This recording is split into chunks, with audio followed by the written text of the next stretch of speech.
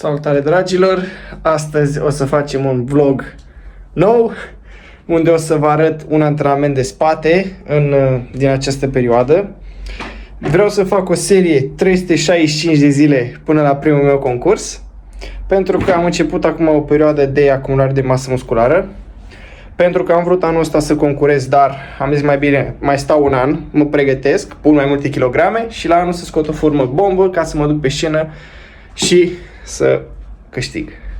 Așa că hai să dăm drumul.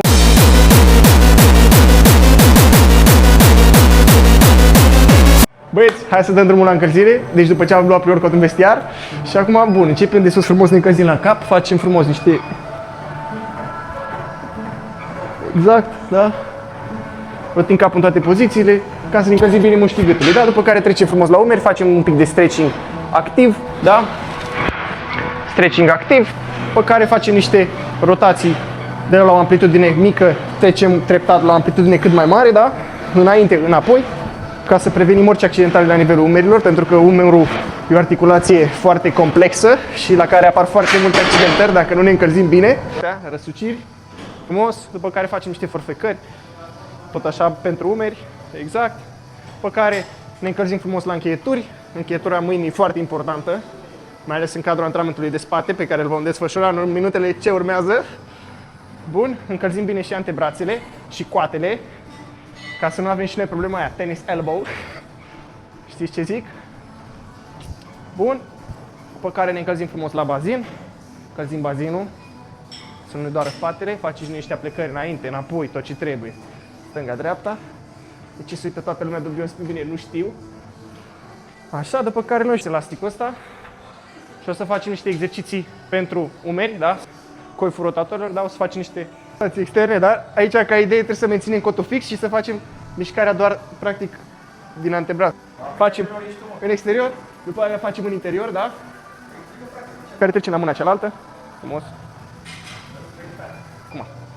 Deci, plecăm din exterior, da? Și tragem în interior. Exact, după care o să mai facem niște mișcări unilaterale, tot așa, pentru încălzirea dorsalului. Da? O să facem un fel de ramat unilateral, da? Cu cotul pe lângă corp, încercăm să băgăm cotul cât mai mult în șold. Pe mână și pe cealaltă.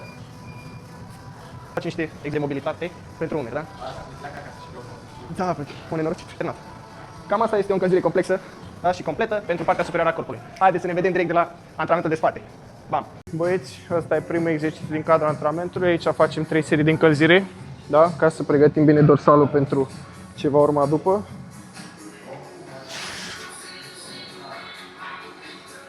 Deci seriile astea de încălzire au ca scop mai mult să pregătim musculatura pentru seriile de lucru și ele nu trebuie să ne obozească practic, adică nu trebuie să ne limiteze din performanțe la seriile de lucru.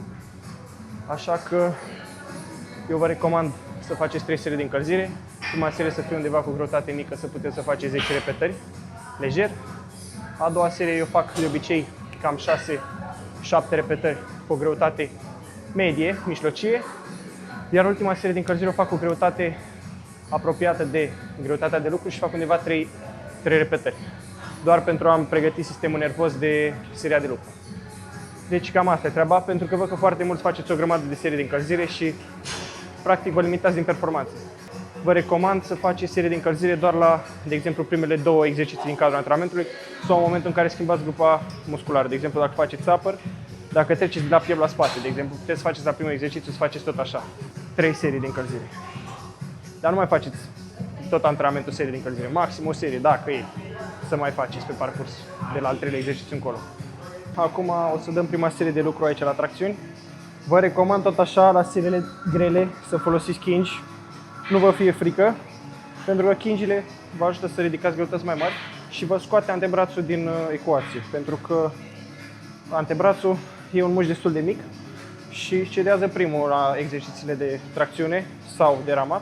Așa că cel mai bine să folosiți chingi, pentru că vă ajută și cu priza, mai bine să aveți gripul mai bun și plus că vă scoate antebrațul din ecuație. Așa că hai să vedem.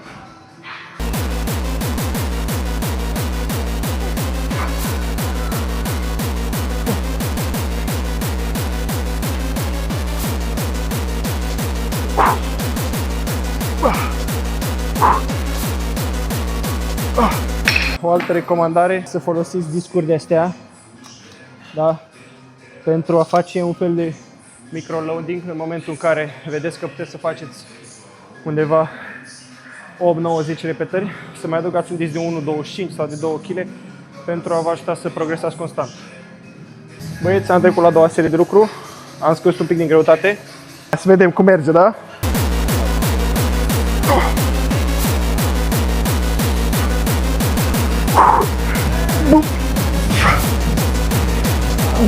Hai cu una. Lasă-o. Bun băieți, am ajuns acum la al doilea exercițiu de ramat. Acum o să facem un ramat unilateral, da? Ideea la exercițiul ăsta care e? Să venim cu cotul cât mai în șold. Să strângem foarte bine dorsalul. Întindem tare și îl strângem aici, da?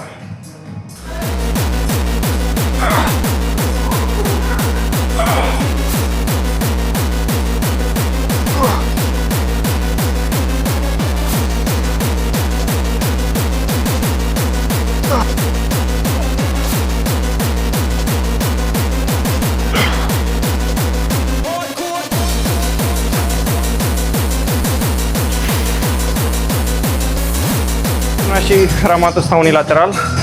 Vă sugerez ca după ce lucrați cu o mână să luați un pic pauză, 1 minut, 2, să vă revină pulsul și după aia să faceți și cu celălalt braț. Da? Pentru a nu vă împiedica performanțele.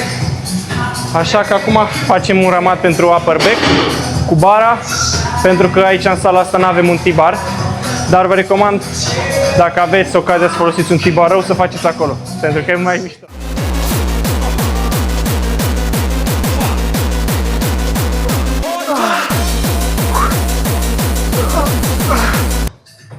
Pedri, dă-te la o parte, Pedri.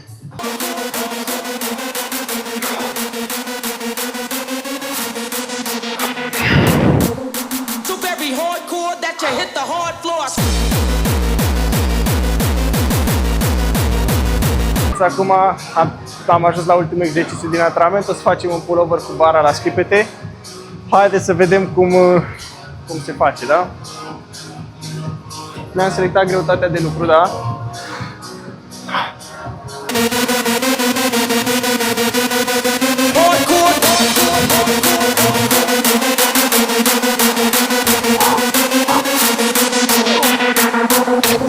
So very hardcore that you hit the hard floor.